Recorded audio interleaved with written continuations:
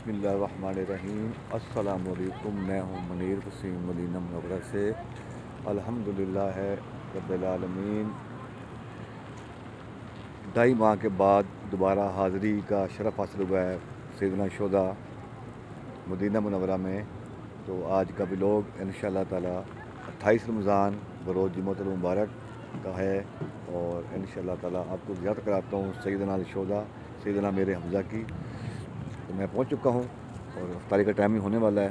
तो इंशाअल्लाह ताला आप को आज जो है 28 रमज़ान की ज़ियारत मिलेगी देखने को। सैयदना शुहदा सैयदना मेरे हमज़ा जबल उहद जी देखें। सैयदना शुहदा ये जामा मस्जिद अल शुहदा और इस तरफ जबल उहद।